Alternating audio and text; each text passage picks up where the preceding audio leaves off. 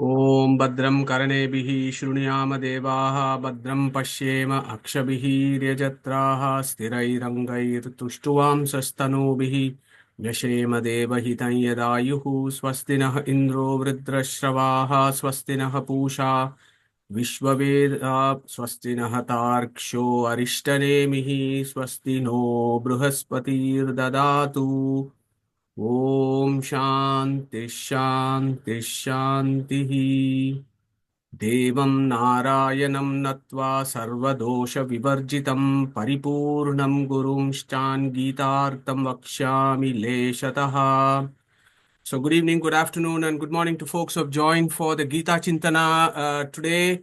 So today we are doing Atma Samya Yoga, sixth chapter. So I will pass it on to Suresh ji to take us through this chapter. Suresh, just before you get started, let me also make you the co-host. Yeah, just a minute. Thanks, Madhuj. And I'll also make Venki ji co-host. Venki ji has not joined yet, I think. Or is SJPY Venki? Venki ji, are you there? Okay, no worries. I think you can get started and we can deal with it later. You're there. So Venki, I'll also make you co-host, yeah? Okay. You can see the slides, Madhuj? Yeah, all good. Yeah, we'll get started.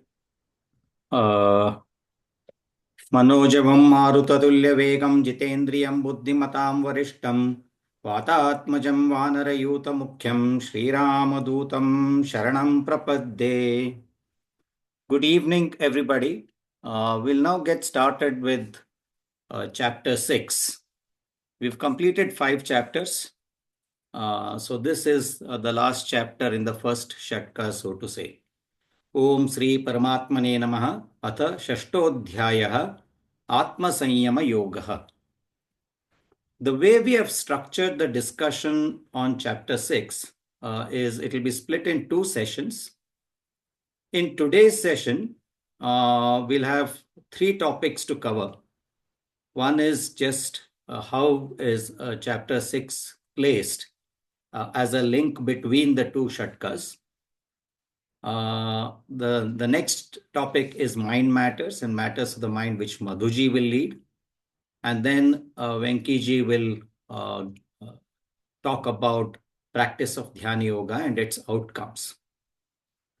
The next session, which will be on the last Sunday of next month, will have 2 other topics. Control of desire and supreme bliss, which GVG will lead. And we'll end the discussions on the first shatka with some of the very interesting and pertinent questions that Arjuna asks, which relate to the problems of practice. We'll have a third session in March, which basically wherein we will have an invited guest lecture who will summarize the entire 6 chapters for us. And Neetaji in the same session will also lead a quiz which covers all the first 6 chapters. And in the February session, Neetaji will give us a structure as to how she would like to conduct this quiz. So that's the way in which we want to approach discussion on chapter 6. Moving forward,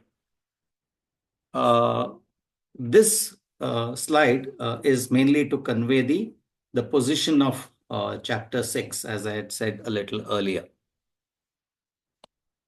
Bhagavad Gita, as we know, is the second of the 3 prasthanas. The first shatka, which is from chapters 1 to 6, is known as the Sadhana Adhyaya. The second shatka, which is from chapters 7 to 12, is known as Sadhyadhyaya. It was interesting to note that Sanjaya, when he tells Krishna that, you see Krishna, when he's telling Dhritarashtra that having spoken all of this to Krishna, Arjuna decides that he will not fight anymore. And then Krishna starts teaching of the Bhagavad Gita, Tamuvacha Hrushikesha.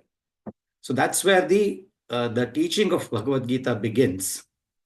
And the first Shatka ends with Shraddhavan bhajate yo mam teme yukta tamo mataha.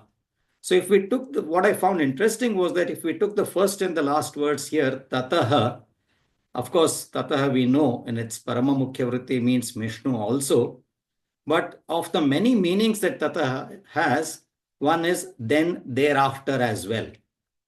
So then thereafter, after having understood the sadhana that is taught in chapters 1 to 6, then you will become eligible for the second Shatka, which starts with Maya Sakta Manaf Partha. And it ends with Priyaha. Even if you do Maya here, the first word of the first letter of the first shloka of 7th chapter and the last letter of the last shloka of 12th chapter, it is Maya, it is me. That is Krishna here. So Krishna is basically telling us that to be eligible to understand me, such that you can focus your mind completely in me and become the one that I like most, you will have to make sure that you have thoroughly understood and practiced the first Shatka. So what does this mean? If we take a step back, in chapter 239, I'm just trying to see if I get the point. Yeah. So in chapter 239, Krishna had said, Esha te bihita sanke buddhir yogatvamam shrunu. So where is this buddhi coming from? Where is this knowledge coming from? The entire knowledge about the Supreme's qualities and in both spiritual and material dimensions is described in chapters 7 to 12. And it is not that just because I read 6 interpretations of Bhagavad Gita from chapters 7 to 12, I'm going to be somebody who will honor the nectar of wisdom declared and be devoted with unflinching faith towards the Lord. For that, one has to be an adhikari. One has to earn to be able to do that. And to be an adhikari, one needs to be in a state of confluence of dispassion and dedication. To add a few more words to this, basically there are two approaches or two essential qualities, so to say. One is karma yoga and other is dhyana yoga. So karma yoga we have dealt extensively. One could also see it as externally manifest. Dhyana yoga, one could understand it as something which is internally manifest. One could also think of these two divisions as life of work and life of renunciation. The life of work, we have discussed it in chapter 3, 4, and 5. And we kind of understood that karma and jnana are intertwined. There is no karma without jnana, and jnana without doing karma is basically useless. So we have dealt with karma yoga and jiva kartatva in detail. And now in chapter 5, which was discussed beautifully by Neetaji and team in the previous sessions, Krishna has touched upon meditation. So the life of renunciation, dhyana yoga, becomes the center of discussion for chapter 6. It talks about a few other things other than meditation as well.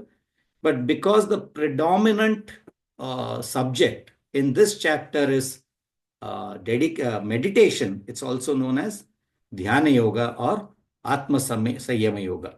So it's very apt that having discussed about karma yoga, we learn about dhyana before we step into the next shatka, which is the sadhya dhyaya, where we strive to understand the qualities of Vishnu.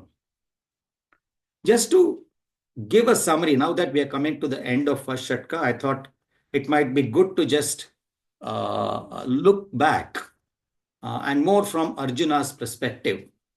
It all started with Senayor Vayor Madhye Ratam Stapaya Mechyuta, the arrogance with which Arjuna entered the battlefield, telling Krishna that, hey, charioteer, take my chariot to the middle of these two armies. Let me have a look at who are these bloodthirsty hounds who were daring to fight with me. So Arjuna enters into the battlefield with a lot of confidence, with a lot of arrogance.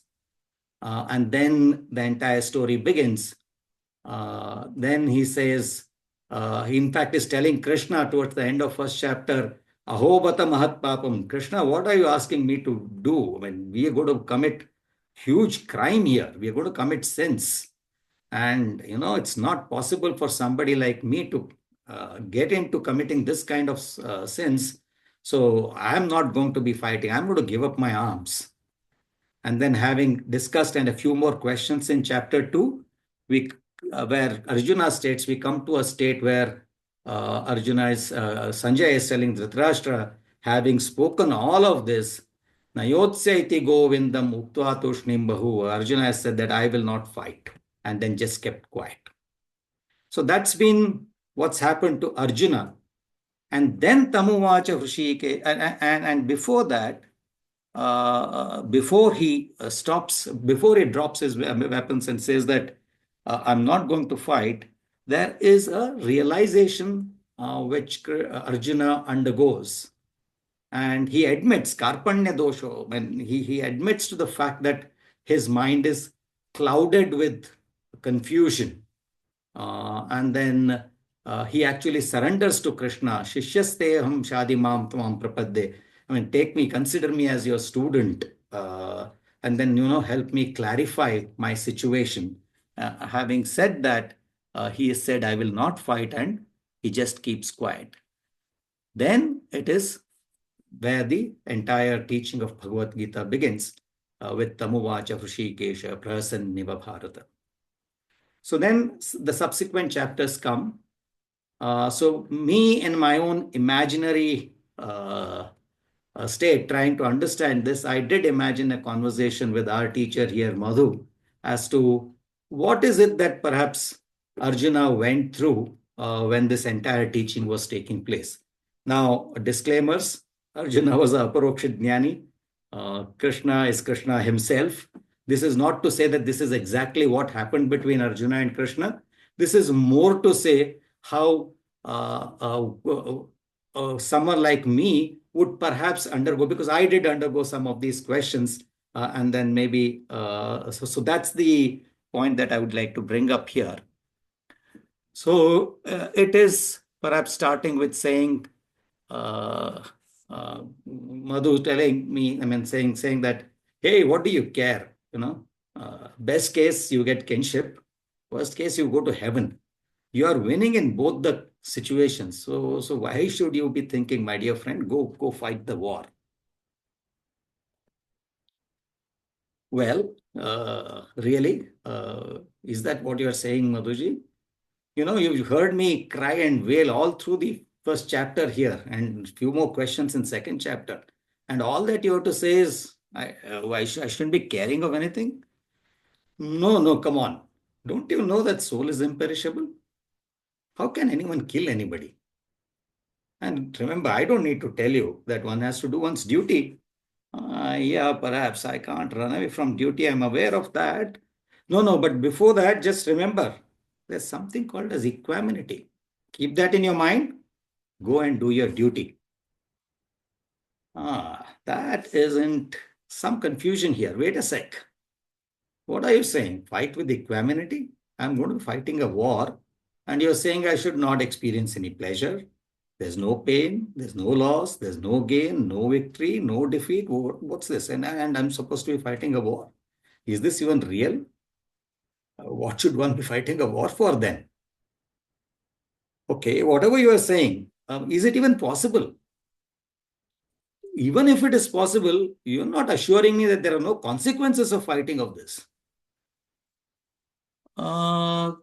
Then Madhuji says, it's very much possible, my dear friend. And for that, you need to have the right knowledge. Some confusion with you at this point of time. If you find the right teacher, fortunate that we are all, perhaps that we have Madhuji amidst us who is there to guide us. But then if you find the right teacher, perhaps you will get the right knowledge. Or let me put it this way to make it a little more clearer. The only thing you can do is act. Consequences are and will never be in your control.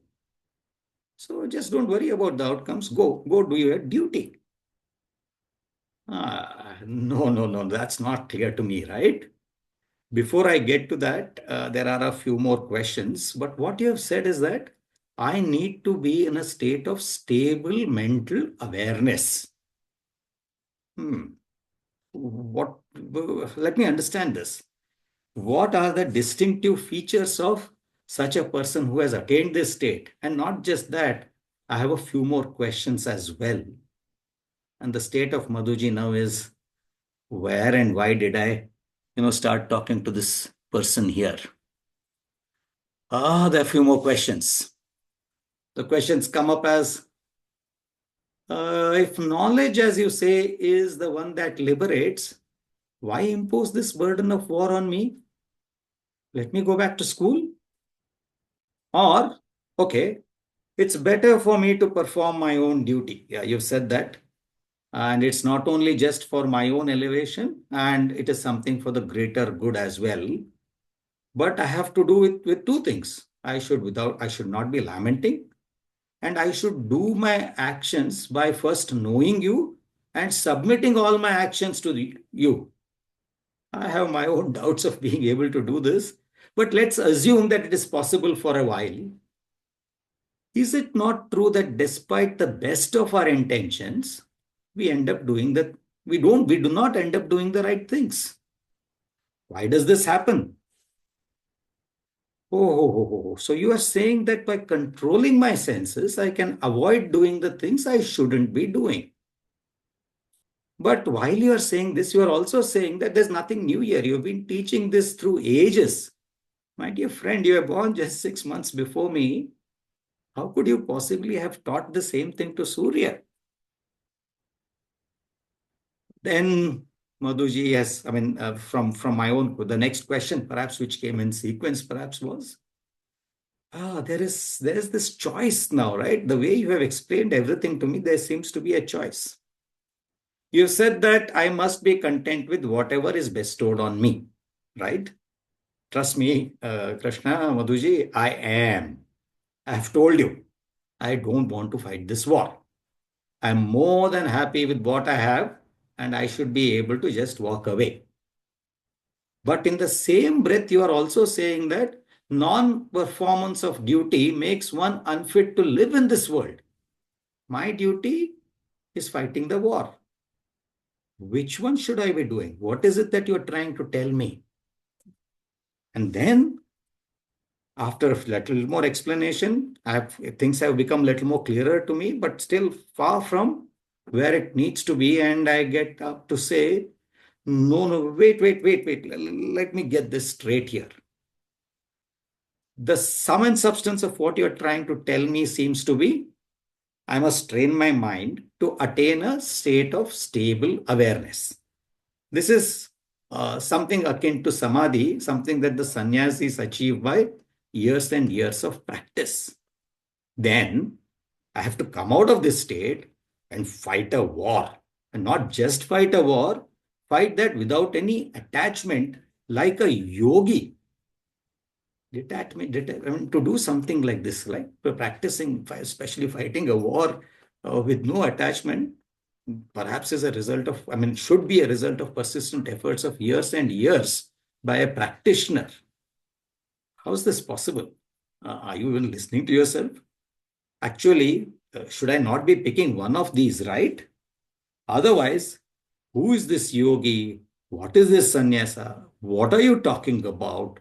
Are the kind of questions. And one could imagine the state of Madhuji would be with these persistent and these kinds of questions coming in. But as I said, it was Arjuna who is asking the questions, and it was Krishna who is giving the answers. So just picking up from the right questions is where we enter into chapter 6, which says, Anashrita karma palam karyam karma karoti na sannyasi cha yogi cha na cha niragnir na cha kriyaha. Very simple. It says that not someone who has given up sacrifice in fire or who has given up doing his duties, but someone who does his actions such that one is not dependent on the outcome is both a sannyasi and a yogi. Let's look at a few of the terms that are used in this shloka. Niragni. Niragni means somebody who has given up the Agni, who has given up the sacrifice or who has given up the worship of Lord through fire. Akriya is somebody who has given up everything. So Krishna fundamentally is saying that nobody, if somebody gives up the worship of Lord through fire and somebody shuns their duties, activities, then they can neither be a sannyasi nor be a yogi. Some confusion is bound to arise here because we know that the word sannyasi is more predominantly used as a part of the four ashramas: brahmacharya, grihastha, vanarprastha, and sannyasi. And sannyasis are supposed to have given up Agni and partaking into worldly affairs. So two things there. Yajurveda says one has to do lifelong Agnihotra. So sannyasi may be a sannyasi, but there is no way they can give up the conduct of Agnihotra. They might have given up the fire sacrifice, which is externally manifest, but they will need to continue worshipping Agni Brahma and do Tat Puja. So they do have activities to be doing. It is not that somebody who has given up everything. And they have to actually seek alms from 3 to 7 houses. They need to do Swadhyaya, they need to do Pravachana, they need to do Vidyadana, and they need to do Abhayadana. So when Krishna is using the word sannyasi here, we have to be careful with the right interpretation. It is not that somebody who has just given up external fire sacrifice, or who's just given up doing everything. It is somebody, because it would be a very absurd meaning if that's what it says, saying that they would not be eligible either to become a sannyasi or a yogi, which we know is not the intent here. And just as an interesting fact, in fact, I came across this term as Dashanami Sannyasi. When Shankaracharya established the four matas, he actually divided tasks. The sannyasis of Govardhana Matha were actually assigned the protection of vanas and aranyas. The sannyasis of Rameshwaram were entrusted with education, educational institutions, enhancing teaching.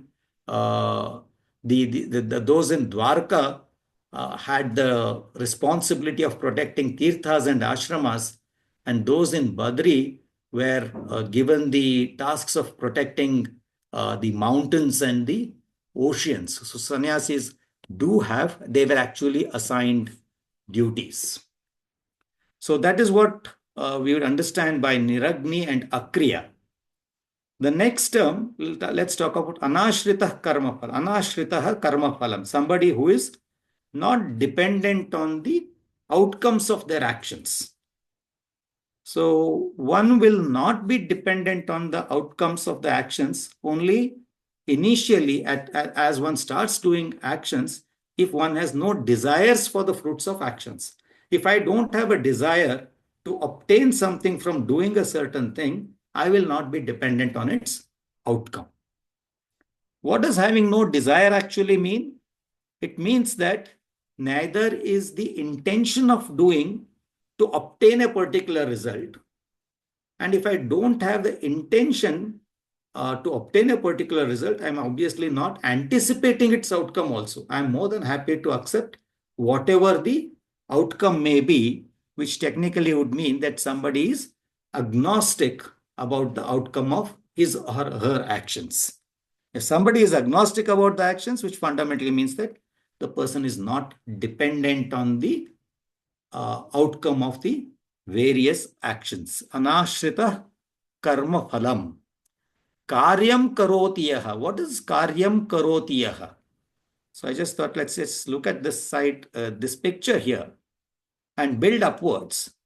What is kriya? Kriya is just action. It is a unit. It's the fundamental unit of this entire structure here. It's both the structural and functional unit, if I could use the term from biology, which is Kriya. It could be just movement of the diaphragm, which could be an autonomic nervous system doing subconsciously doing tons of everything is a Kriya. Everything is an activity. Now, a group of activities which are done for a purposeful action is what is Karya.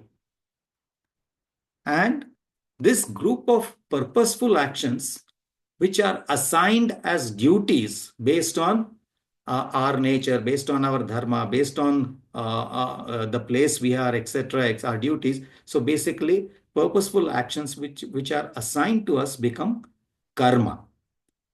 And the way this karma needs to be done is these purposeful assigned actions need to be done without attachment. There should be karma phala sangatyaga. Is that enough? No, is what Krishna is saying. What we will see in the next slides as well is that this purposeful assigned action without attachment needs to occur spontaneously.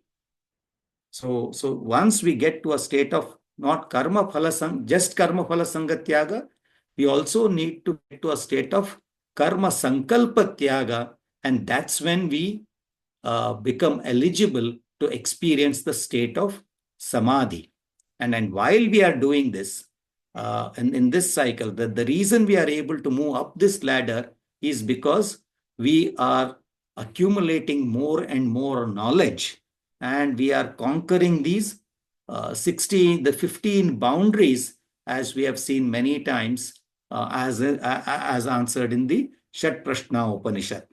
Shraddham kham vayur jyotir apaha pruthivyam indriyam manaha annam mannadviryam tapo mantraha karma lokaha lokeshu cha namacha. So these are the 16 boundaries that we are conquering. We are assimilating knowledge as we move up the ladder. And when we do karyam karma karoti with karma phalasangatyaga and karma sankalpatyaga, we get to a state of samadhi and we become eligible for aparoksha jnana. So basically what Krishna is saying is that one will be called as, if one does this, he is called as a sannyasi, because sannyasi basically has given up all desires. I mean, when that's the state of sannyasa. And that person is also a yogi. So if somebody who is who's agnostic to the outcome of his or her actions because he is doing karma in this manner, he also, he is also called he also reached the state of sannyasa. So what does sannyasa mean? Sannyasa is basically sam plus nyasaha. Nyasaha is something that we deposit in anticipation of return. Now, depositing with no anticipation of return whatsoever, deposition in anticipation of return is nyasaha. Now, depositing with no anticipation of whatsoever into some nyasaha. Some is Vishnu Vachaka. And along with some, these are the other letters which are Vishnu Vachaka. So what Krishna is telling is that the one who is not dependent on the fruits of his or her actions and only acts to perform his or her designated duties is both a sannyasi and a yogi, not just someone who has given up external fire sacrifice, or not someone who has shunned with his duties and has just walked away from doing anything. As we move to the question there is, there's still two words used, sannyasa and yoga. So Krishna tries to clarify the same in these shlokas here. Yam sannyassamiti prahur yogam tam viddhi pandava. That which the knowledgeable say is the state which is called as sannyasa is also understood as yoga.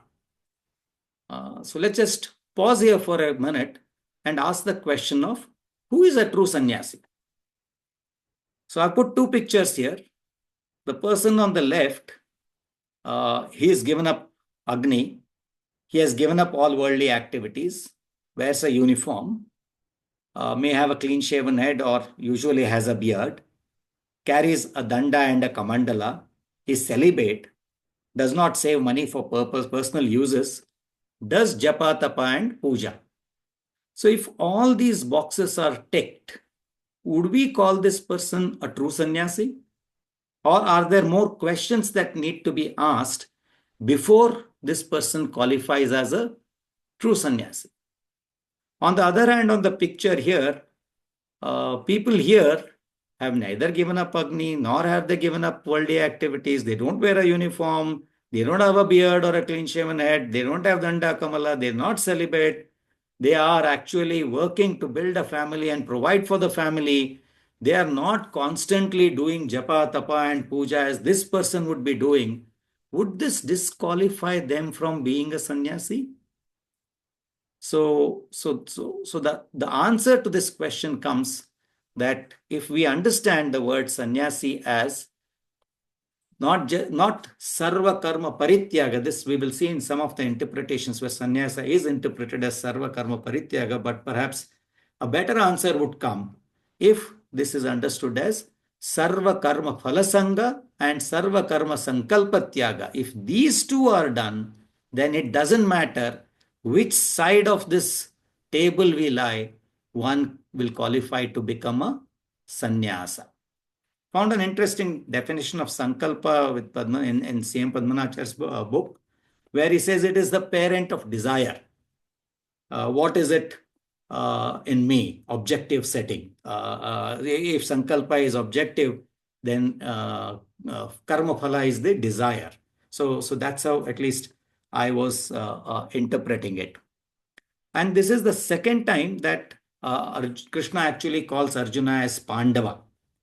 And there's an important thing here as to why why Pandava has been used here to address Arjuna is because Pandu was someone who actually lived this life in the sense that he was a brahmachari. He was continuously working towards knowing Brahman. He was a grahastha and vanaraprastha. I mean, in the sense he entered into vanaraprastha with family, and he was a sannyasi all at the same time. You are the son of such a person, Arjuna, and therefore understanding this should be just second nature to you. What I'm trying to say is that it doesn't matter if one is awake, there is always going to be an object-sense interaction. This object-sense interaction action leads to information being generated. Information creates more curiosity. There's a need to seek perhaps more information. That leads to certain knowledge, a certain idea, a certain mental model being framed within us, which then creates a desire.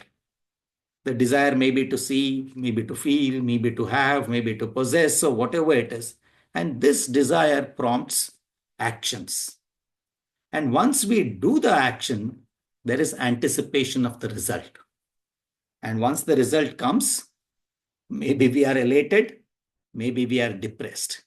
Doesn't matter. That leads to more object-sense interaction, more information, more curiosity, more actions. So we get into this perpetual vicious cycle. And what we're trying to say here is that one needs to dissociate. Just because I know something, just because I hear something, it should not be the basis to create desire. And all of my actions should be dissociated with the anticipation of the outcome, and therefore results themselves will have no impact at all. So, this is what we are saying is sanyasta sanyasta and asankalpaha. So that's what Krishna is saying in the second statement here, to basically saying that if one has not achieved this state, then that person is not simply possibly cannot be in a state of wanting of adhyatma. He simply cannot be making progress in adhyatma, and therefore understand that yam sannyasi miti prahuhu yogam tam vidhi pandava. The one that the knowledgeable says a sannyasi, understand that the same thing is also meant by when we use the word yogi. Moving to the next verse, the question then is, okay, then how long should this practice take place? For which Krishna says, there are basically, in making progress, there are usually two kinds of people. There are arurukshos and there are yogarudhas. Arurukshos are somebody who are, who are willing, who are wanting to make progress. So they are somewhere in this path. And those that have achieved the pinnacle of the possible achievements that they can based on their own individual swabhava, ability, etc., are the ones who are yoga rudha. To both of them, he is saying karma karana uchya. The Shastras say that there is a state for elevation for both of them. Obviously, there is a state of elevation for those who are in the progress, but for those who have already achieved also, there is a state of progression. And that for Yoga Rudas is Shamaha, and for Arurukshos, it is Karma. So what is Karma and what is Shama? Karma, as we have seen, we've just karyam karma in the previous shlokas. So basically he's saying you could be taking any path. You could be climbing up the ladder of karma yoga, jnana yoga, dhyana yoga, bhakti yoga. Let's just remember that none of these are mutually exclusive. You can't be doing bhakti yoga without doing karma, or you can't be getting jnana yoga without doing karma and jnana and bhakti. They are mutually inclusive, but it is the preponderance of one specific activity which helps connotate and clarify and makes it easy for people to understand and follow. But all of them lead to this samadhi state, which then leads to aparoksha jnana. So there is this karma, this progress in the path towards aparoksha jnana as far as the arurukshos are concerned. And as far as the yoga rudas are concerned, it is shamaha.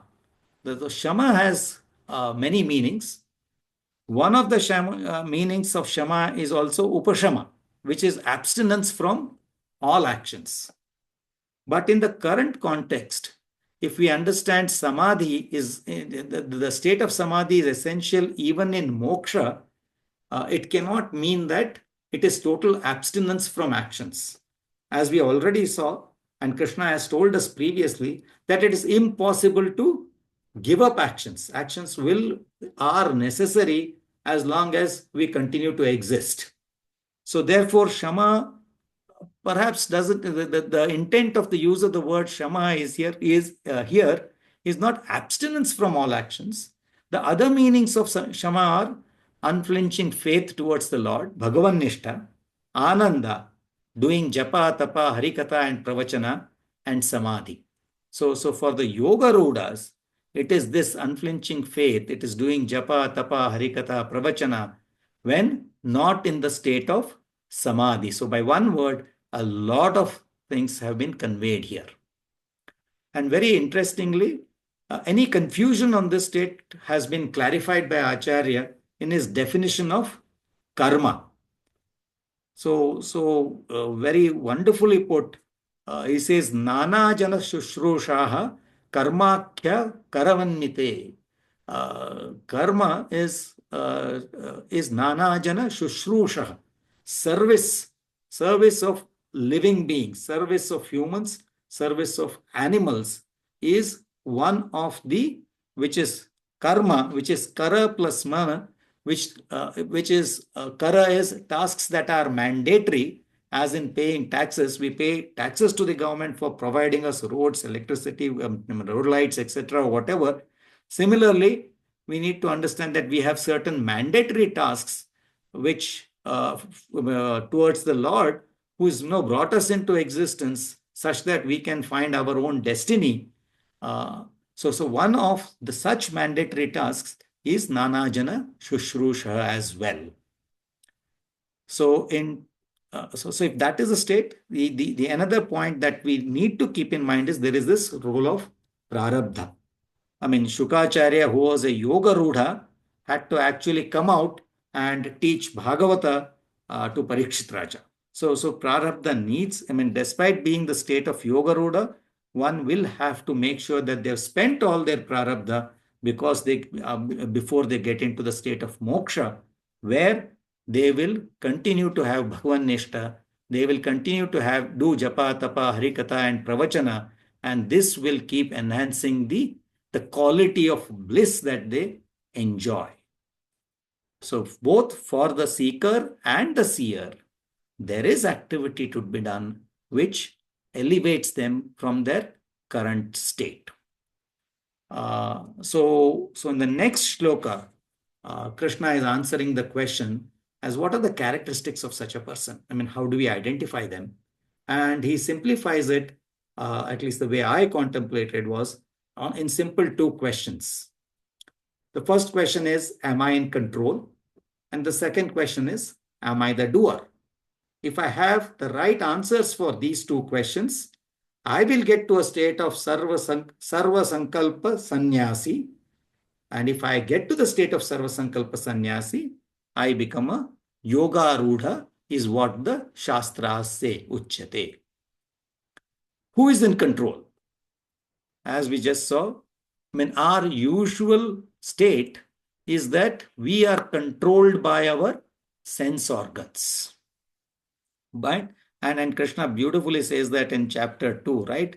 Indriyani pramatini haranti prasabam mana. I mean, the sense organs will drive you in a particular state, which perhaps is the preyas actions, not necessarily the shreyas actions.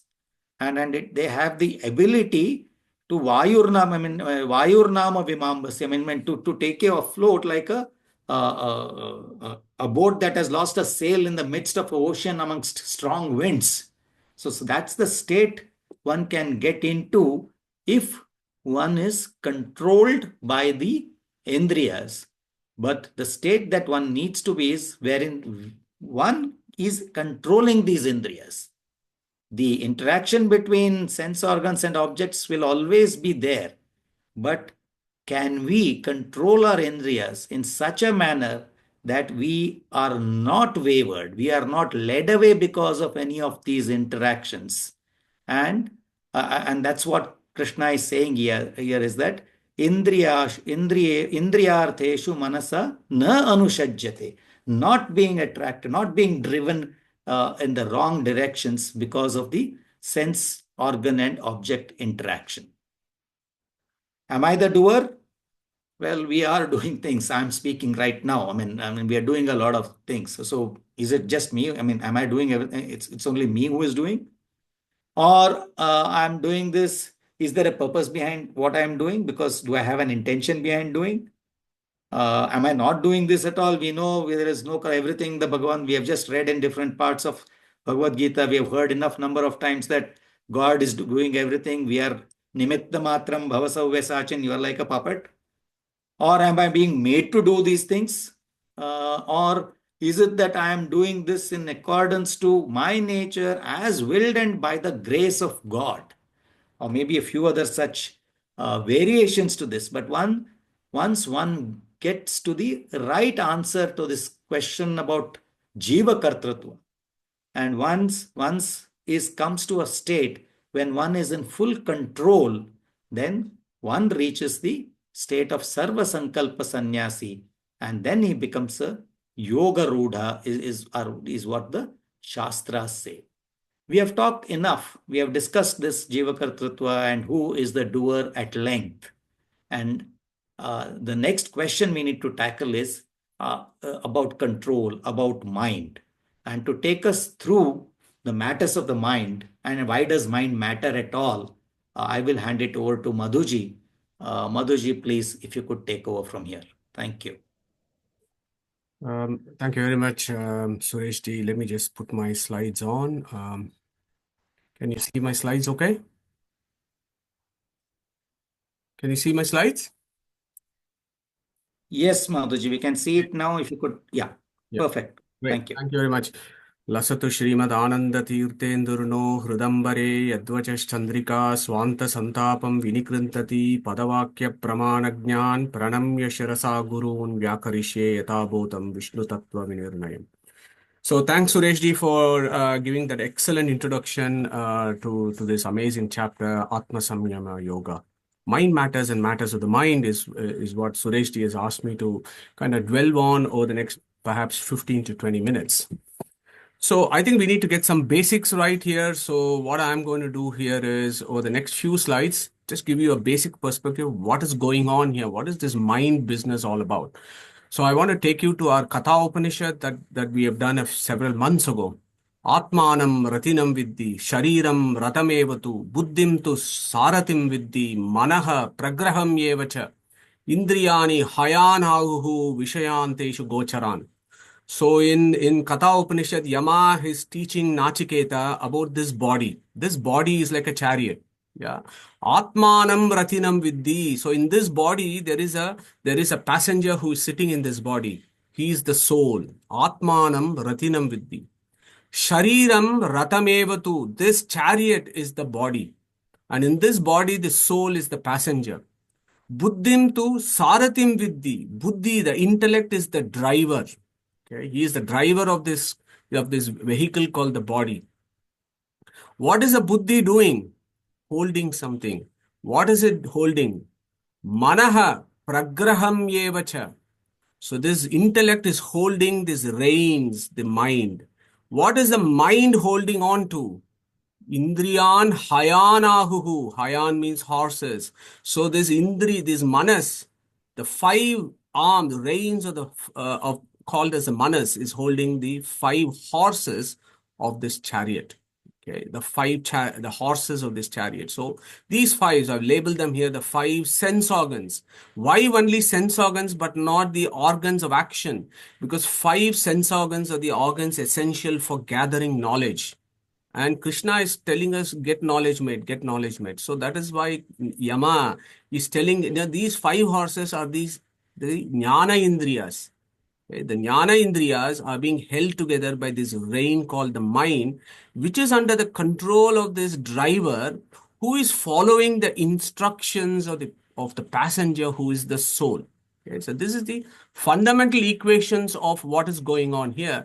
So in this situation, like what happens in practical life, it is the passenger who dictates the intellect. You go there. The passenger is dictating the driver. Take me to this destination. So it is the soul that is actually instructing the intellect to do something. Now, this is a big dichotomy in the views in Vedanta. In certain schools, the souls are inactive, they're actionless, they do not do anything, they just sit there.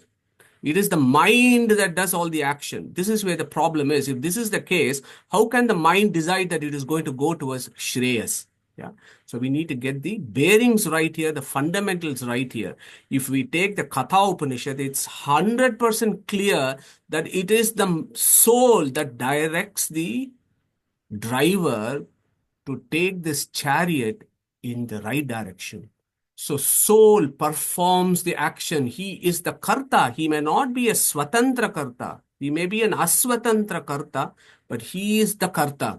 He is not sitting there idly doing nothing. Okay, so that is the first message that we need to get in this equation. And of course, based on what we want to do, we either take the direction of praise, where we are going round and round in circles in samsara, or we may decide that we want to direct our senses towards satsang, towards shastra abhyasa, and so on. Then eventually we may go towards shreyas. Okay, so this is basic number one. Now, basics number two, we need to build this. So this soul, as I told you, who is the passenger, he may be an aswatantra or paratantra karta. He may be a dependent doer. Why is he a dependent doer? Because inside him is this antaryamin, who is the controller, the swatantra karta.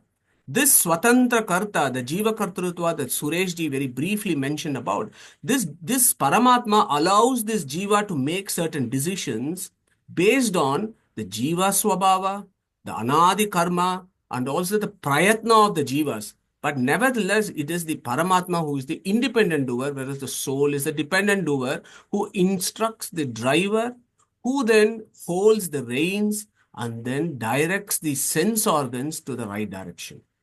Okay, so this is basic number two, which we should never forget. The reason being, Atma is being used in this particular verse. And before getting into the nitty-gritties of the verse, I just wanted to remind ourselves what is that Atma. So the Upanishads, the Rishis tell us in the Vedic Sanskrit, Atma means so many things. And we have done it on a number of occasions. Atma can mean the mind. Atma can mean this body. People do Atma Hatya. So body is called Atma. The mind is called the Atma. The mind, which has got five components. Together they are called Atmas. The soul is also called Atma.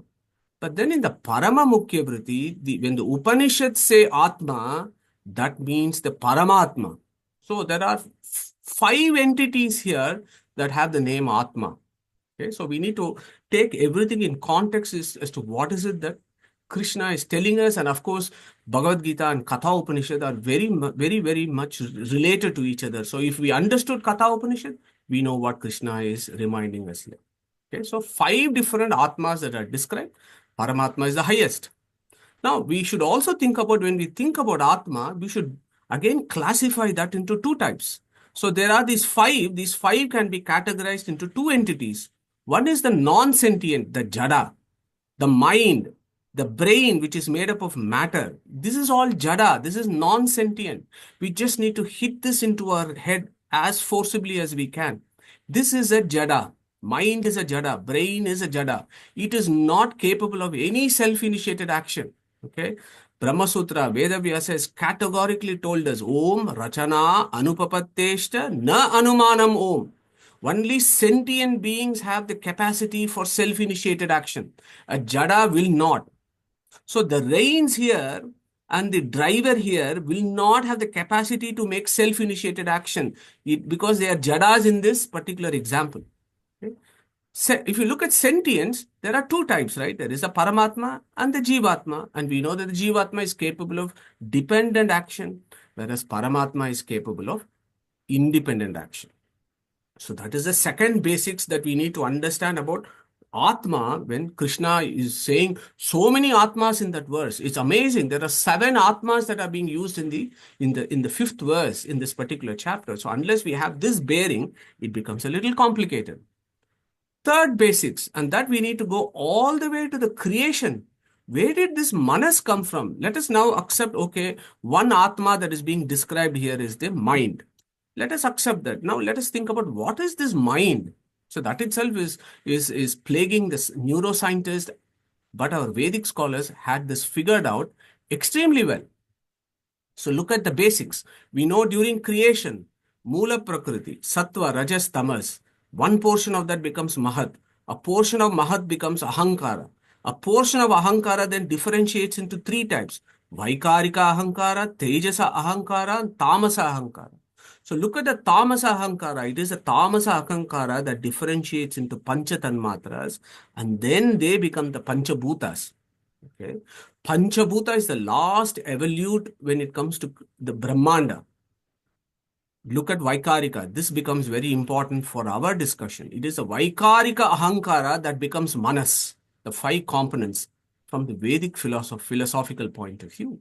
So here is a beautiful differentiation. Our brain that we have inside our head, some folks think that the mind is in the head. That is the neuroscience view. It is their problem. Vedic anatomy is slightly different. The Vedas say, look, the brain is made of Panchabhutas. Brain is made primarily of water and earth. Yeah. Some 70 or 80% of the brain is water, I believe, and the rest is some kind of a solid matter. So Aap and Prithvi primarily, but Panchabhutas is what makes the brain. Whereas the mind comes from Vaikarika Ahankara, which is a slightly different form of matter. So the Vedic view is the brain is different, the mind is different. Okay, think about this problem, because there are three things that is going on in this equation and also in Arjuna's.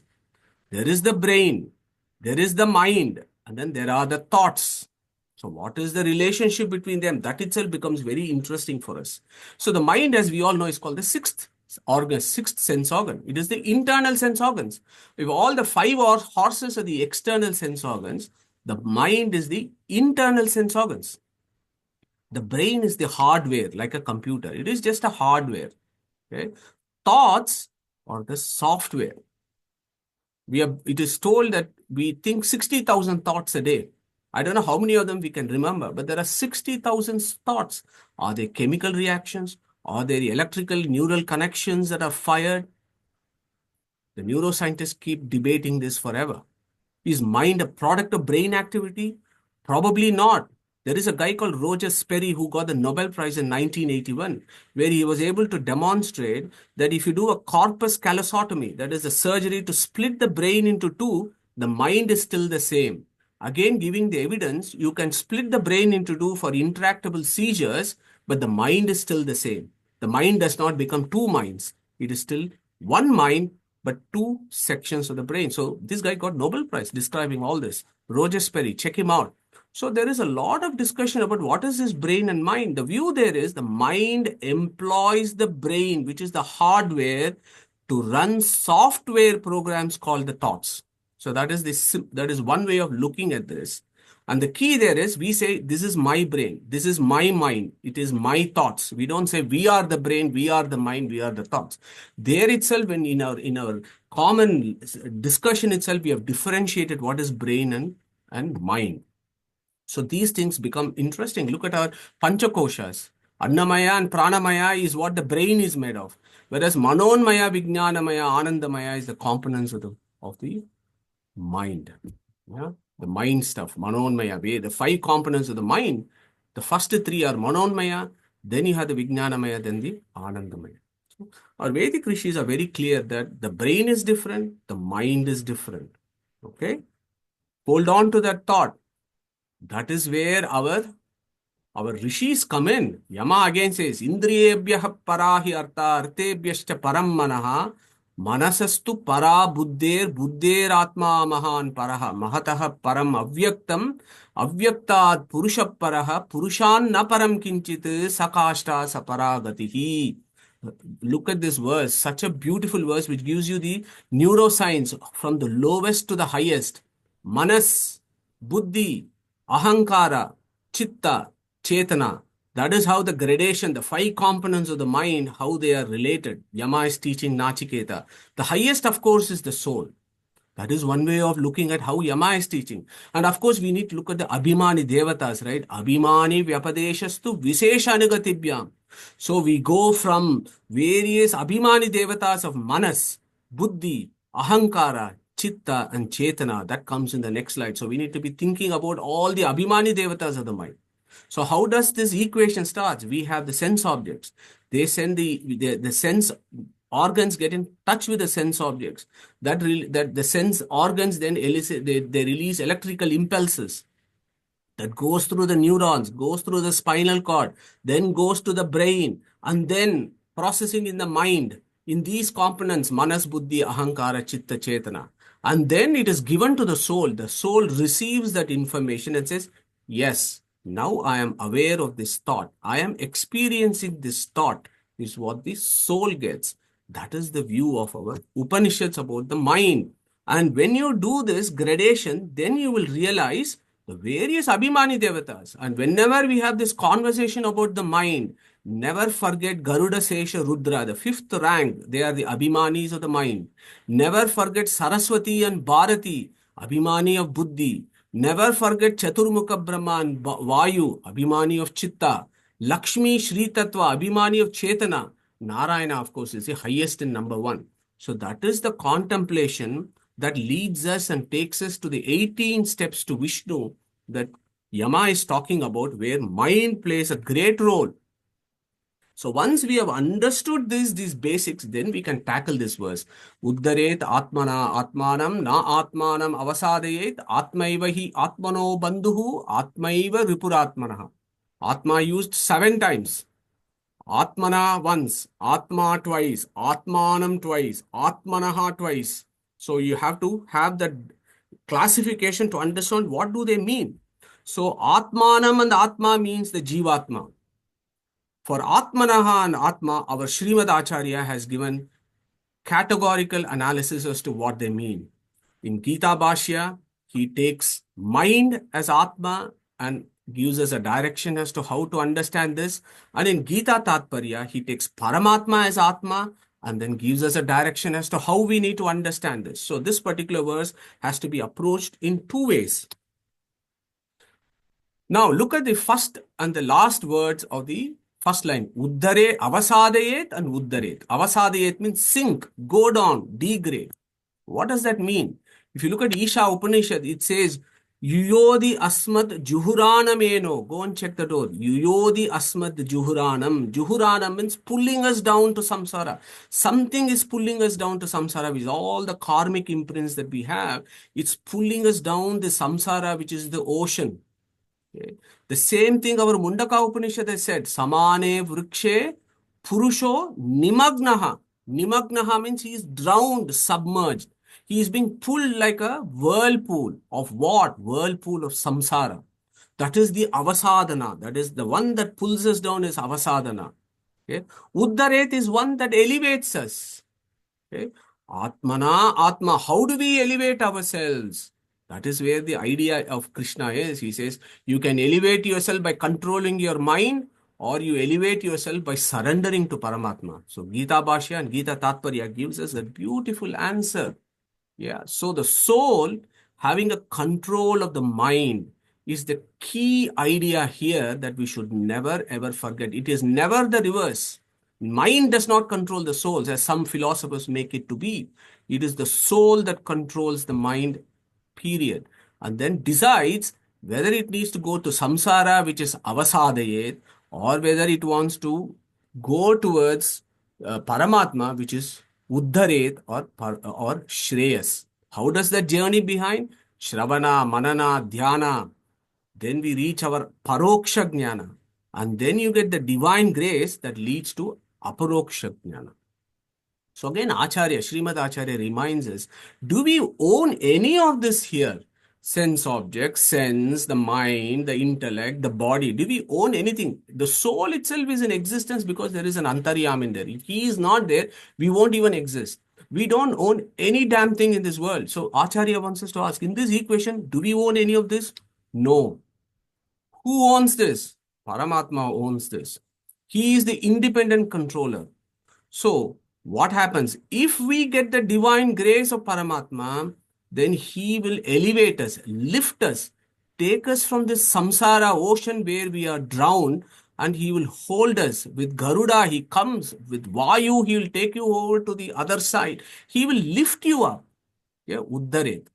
If we are not worthy of divine grace, then avasadayet. We just go in the whirlpool down and down in the samsara, which is what Acharya has told us about how to understand this verse in Gita Tatparya. Okay. Atmaiva hi atmano bandhu, atmaiva rupuratmaha. This Atma is your friend, he is also your worst enemy. Why is that? With what we have understood in the previous slide, it becomes very, very easy for us. Mana eva manushyanam karanam bandhamokshayoho. Mind is our friend if used properly. That is what we instruct our buddhi. Look, go to the satsang, read the books. If we instruct and we keep it properly, then that mind then prompts the sense organs to do all the good things, take us towards Shreyas. So that is our friend because that is what is going to take us to liberation. But the mind becomes our worst enemy if not used properly, if it is used improperly. Similarly, if we look up to Paramatma for salvation, he becomes your best friend. If you look away from him, shun him, he becomes like your worst enemy. He is always neutral. He only does what you want him to do. If you do dvesha to him, you will go to Andhatamas. That is the rules of the universe. Okay? So, what sort of mind is the friend or the foe? What sort of jiva commands the cooperation of the mind or provokes the hostility of the mind? That is the next verse. Bandhuratma atmanastasya yena atmaiva atmana jitaha Anatmanastu shatrutve varte atmaiva shatruvat.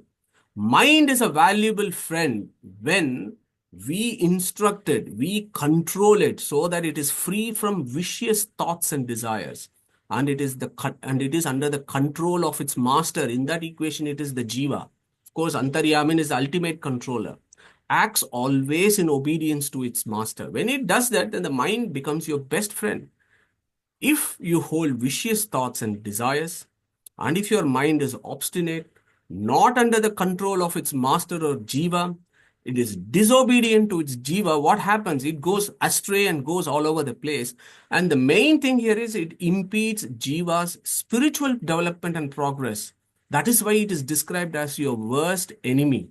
A valuable friend is who takes you towards spiritual development, and the foe is one who does not take you to the spiritual development. And in Krishna here has used the word anatmanaha.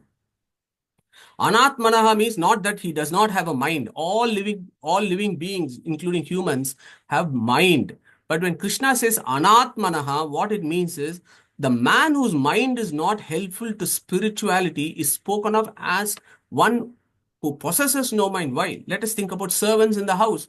If the servants are disobedient and don't do the job that you want to do, then it is as good as not having the servants at all. Yeah, that is the example of controlling the mind. And if you look at it from a Gita Tatparya's perspective, Krishna is the friend or a foe of a jiva according to the way the jiva looks up to him. We were thinking about this incident when just before the Mahabharata war, when Krishna was sleeping, Arjuna and Duryodhana went to ask some help. So what happened in this equation? Arjuna said, I want only you. Duryodhana said, I don't want you, I want all the armies. Yes, so we don't want to be like Duryodhanas. We want to be like Arjuna, which is what this work is telling us. So, what is the benefit for one who has conquered the mind then? If one conquers the mind, the benefit for him is Shravana and Manana and Dhyana is possible, and we can get Aparoksha Jnana. And only we can get Paroksha Jnana. And only when we get Paroksha Jnana, we even stand a chance of getting his grace, which is absolutely essential for Aparoksha Jnana. When we have aparoksha jnana, what happens? Jitatmanaha prashantasya paramatma samahitaha.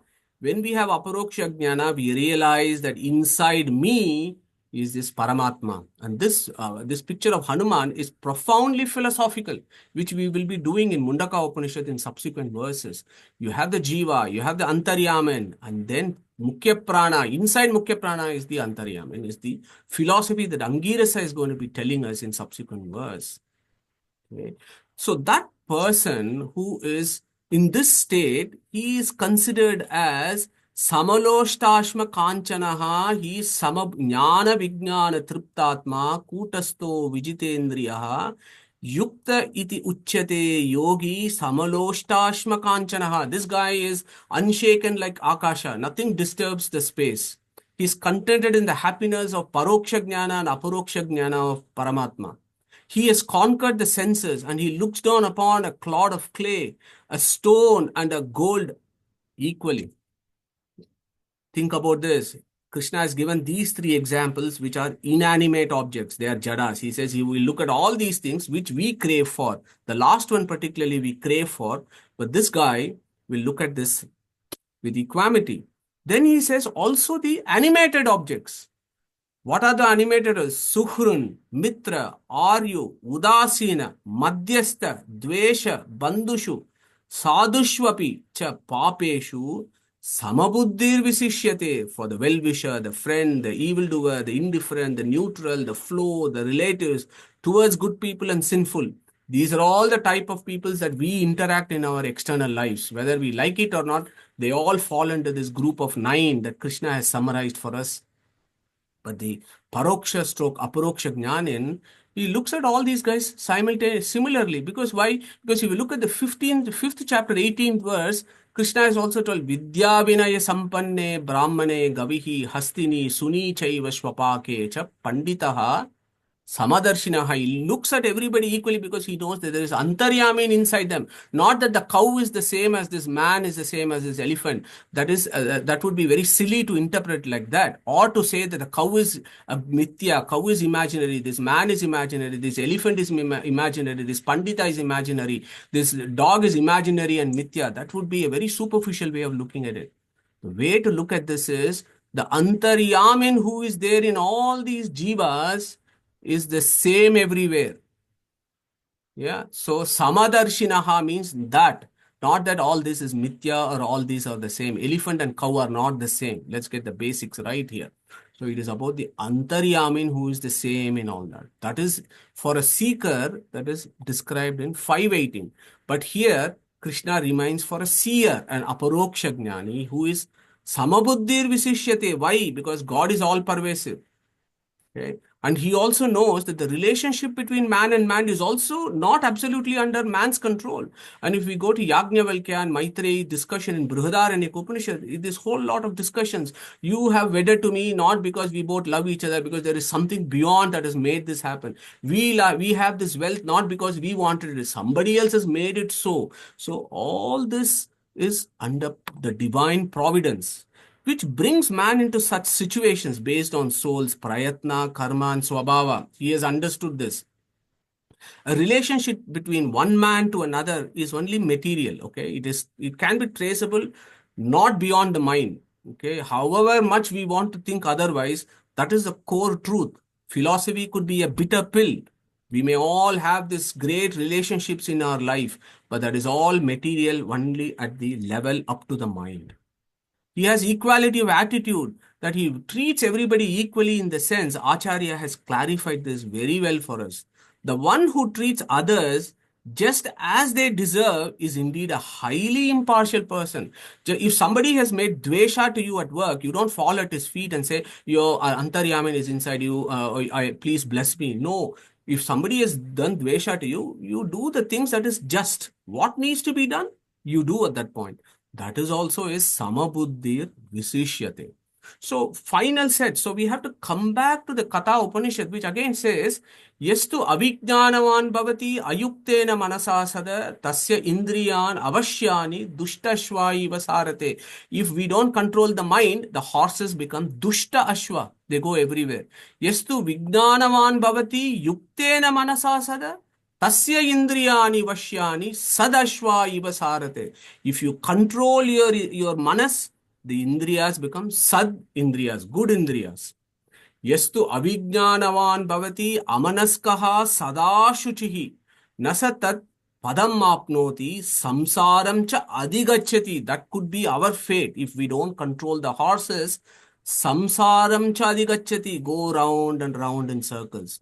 Yastu vijnanavan bhavati samanaskaha sadashuchihi Satutat padam apnoti yasmad bhuyo na jayate. If you control your indriyas, it will eventually take you to a direction where you will reach liberation and you will never come back again.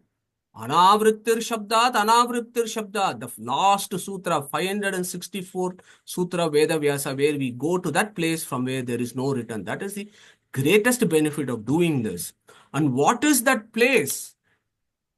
Vijnana Saratir Yastu Manaha Pragrahavan Naraha So Advanaha Paramapnoti Tad Vishnoho Paramam Padam is what Katha Upanishad categorically says. If we control our mind, and the mind that controls the indriyas, and we go towards Shreyas, we will eventually end the journey of samsara and then cross over to that place where Tad Vishnoho Paramam Padam, that eternal liberation, that is the benefit of actually controlling the mind. Okay. Mind, you have to think about Garuda, Sesha, Rudra, Saraswati, Bharati, Lakshmi. You have to worship all these deities to reach this. Yeah. Some people think they have a hotline to Krishna. They can do it, but our Shastras are very clear. Yes, Krishna is the ultimate, but we need gurus. Who are all our gurus? Our immediate gurus. Garuda, Sesha, Rudra, Saraswati, Bharati, Chaturmukha, Vayu. Vayu is our ultimate guru who will eventually take us there. So we have to take this to where? To go to Tad Vishnoho paramam padam. Okay, so these are the benefits of actually doing the controlling of the mind. So I will stop there and hand over to Venki ji. Venki, over to you. Namaskaram. Let me share. It says your request is for sharing the meeting. I have sent a request. If Yeah. you can upload. Yeah. Okay, excellent.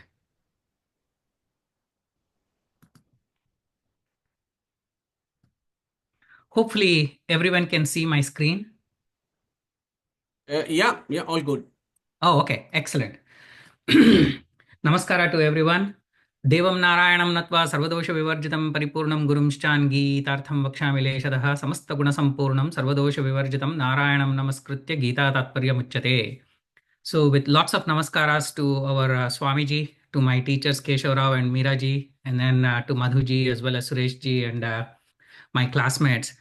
I'm going to be presenting 610 to 623, but I don't want you guys to worry. I'm going to focus only on one shloka, even though it seems like there is a lot of shlokas. So let's get into it.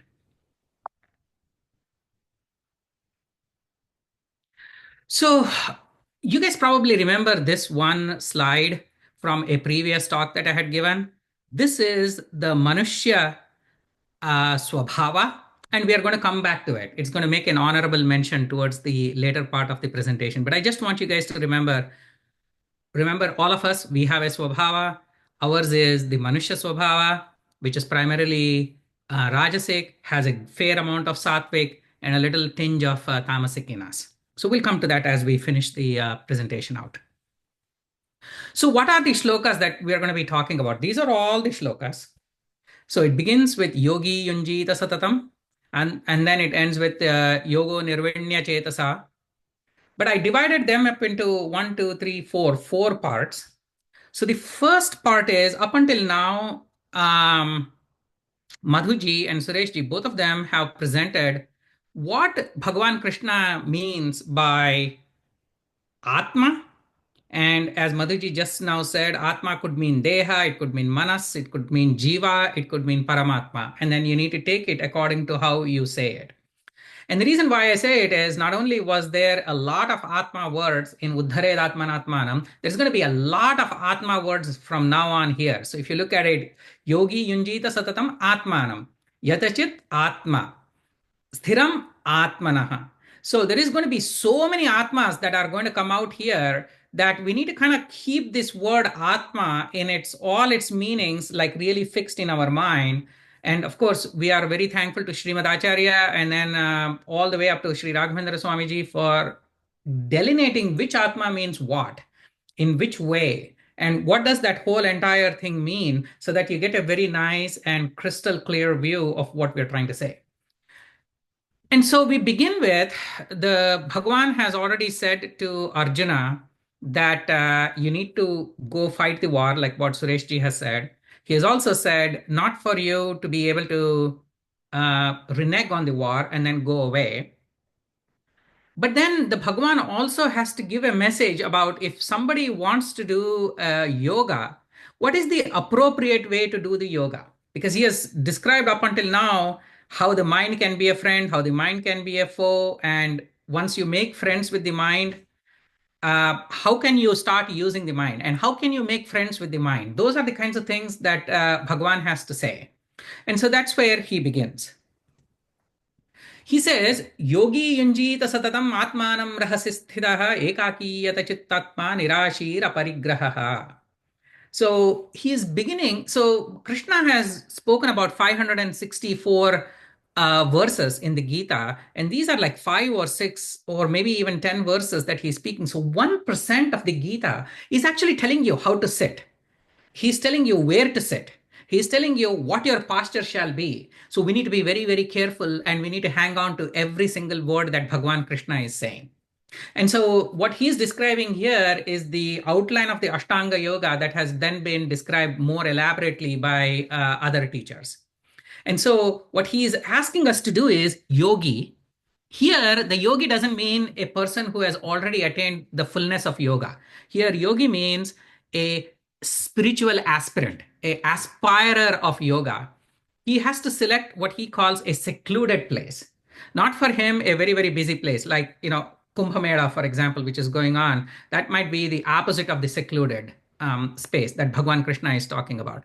Although people can, people talk about this loneliness epidemic that is happening and so on and so forth. And so there is that going on. But in this particular case, he's talking about a place where you can be secluded enough that you can observe your thoughts.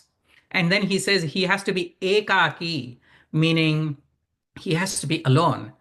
And then he has to then make efforts to yatachittatma nirashira parigraha. And he has to make an effort to incessantly, satatam, incessantly. It won't be good for you to try to control your mind once or twice. Incessantly, you need to be controlling the mind. And then he goes into very elaborate detail throughout the whole entire chapter. That's not for nothing is this chapter called the Atma Sanyama Yoga. Atma Manas Sanyama Yoga is what you would want to think about it. And so he's giving you a step-by-step instruction manual about how you might want to go about doing this and how other people have done. It has to be a secluded area. It has to be a solitary aspirant, and it has to be incessant. It cannot be just scattered out. And then he says, seek out a shuchau deshe pratisthapya. Shuchau meaning clean, meaning uncluttered, meaning things where there is fewer things around so that it becomes uncluttered for you as you go through. Sthiram asanam atmanaha, meaning you need to have it on a very solid and stable, not for you to have a rocking chair, for example. It needs to be very stable and very solid, neither too high nor too low. And the yoga manuals describe it. If it's too high, then you shall be sort of like vertiginous. If you are too low, then you have all the insects that might crawl near you and disturb. The whole idea that he's selling is you need to have a bunch of time that you can then observe your thoughts and then control your mind. And then that is what he is trying to describe. And then the most interesting thing is he describes it as being Chaila, Ajina, Kusha, Uttaram. So there is a big discussion about one of the things is that he wants you to have a mat made up of the darbha grass, which on top of it is a Ajina meaning a skin. And what he means is a deer skin, a tiger skin, stuff like that, that was in vogue. And then on top of it is the chaila, which is a dhavali or a woolen cloth that is there. And so what the idea is that you want it to be comfortable enough and insulated enough that you might be able to then sit down for a bunch of time. And then what he is now saying is tatra ekagram manah kritva. Then start concentrating your mind. Yatachit tendriya kriyaha, and also at the same time controlling your limbs. Upavishyasane yunjat yogat atma vishuddhaye. And what is your main purpose? For purifying your mind. And why should you purify your mind? It becomes more and more clearer. Because ultimately what happens is when you get to see the Lord, you'll get to see him through your mind. And so the mind, as still as it is and as clear as it is, then the easier and the better for you to be able to see the Lord. So if you're going to Tirupati and you have foggy glasses, that wouldn't do for you. You want to clean up your glasses because you are going to get the time to see him for only a second or two. So you want to be well prepared for when the Lord starts making his vision available to you. One thing which I want to let you guys know is Shuchau Deshe. When you say Shuchau Deshe, people think Shuchau Deshe is going into a retreat, which is very pious. And of course, if pious works for you, then that's good. But I point you to the Asinadhikarana in the Brahma Sutra, in the last adhyaya, Phaladhyaya, where they are actually telling you that you need to be sitting when you're doing your yoga activities. You cannot be standing or you cannot be walking around. People think that they think better when they are walking around, and that might be true. But for the yoga, the Nirnayaka Shastra, which is Brahma Sutra, has already made its decision that you need to be asina sambhavat, dhyanacha, achalatvam, smaranticha. So basically they are saying you need to be sitting. It is promoting dhyana, which then needs a stability, achalatvam. And it also has been said in the Smriti. So Bhagavan Vedavyasa, who wrote the Gita as well as the Brahma Sutra, is sort of like quoting himself. In the Gita, he says, Vedanta Krit Veda Videva Chaham. And then in the Brahma Sutra, he is saying the Smaranti. So as it is said in the Smriti, which is Mahabharata and Bhagavad Gita. And then why should you do all of this? And the place where you need to select the Ekagrata Adhikarana is very, very clear. It says, Yatra Ekagrata Tatra Avisheshat. Wherever your mind becomes conducive, there you shall sit. So that's why we see the greats of the rishis, they are all over the place in India and in other places probably. Because some of them have been doing tapas in the south of India, some of them have been doing in the north of India, some of them in the Vindhyas, in the east and the west. Wherever they found concentration, there they shall they shall stay. And that's what is the idea that Bhagavan Krishna is saying. So once you go beyond that, he says, now you need to sit. Samakaya shirogrivam dharayan achalam sthiraha. Achala, again, achalatva comes in. You need to be sitting in a stable posture where your head, your neck, and your body shall be straight up. Not for you to sort of like rock, where lots of people, you see them rocking back and forth. And then he says, should the eyes be closed? Should they be open? And Bhagavan Krishna says, Sampreksha nasikagram swam dishascha anavalokayan. So he's saying you want to focus your eyes at something nearby, almost at the tip of your nose. So your eyes are half closed, because if your eyes are closed, for sure you're going to fall asleep. At least that's what happens to me. Then he says, Prashantatma vigatabhihi brahmachari vrite sthitaha manas sanyama machitto yukta asita matparaha. Vigatabhihi, that you are supposed to be without fear. Why shall you be without fear? Because as we have said, everything is controlled by God. It's not like you having a fear is going to prevent the danger that is due to you or make the danger come more to you. Everything being in His control, the Lord's control, and you being in His control as well, you have to have the belief that this thing is going to work out for you. And you shall be a brahmachari. And the brahmachari, I think we have had this discussion before. What we mean by the word brahmachari is who is given to the ways of Brahman, who is always walking around charana in the Brahman, who is walking around and understanding and letting his mind linger and adore Brahman. And such a person is called a brahmachari. And that is what the Bhagavad Gita wants us to do. That when you are having the ability to focus your mind, now you use the searchlight of your mind, which is the big thing, to kind of like focus around and go around and look at the various aspects of Brahman. And then you shall be a real brahmachari. And then he says, Yunjannevam sadatmanam yogi niyatamanasah shantim nirvana paramam mat samstham adhigacchati. And then this is in the likeness of Krishna, where he gives 4 or 5 shlokas and then immediately tells you what is the benefit of it. And this is one of those benefit shlokas that he's saying. If you maintain on the Lord and you become a devotee with perfect control over your mind, you shall then attain me, he says.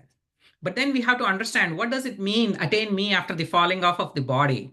There is 3 types of karmas: sanchita, agami, and prarabdha. So as we will describe in the next couple of shlokas, the sanchita karma gets burnt.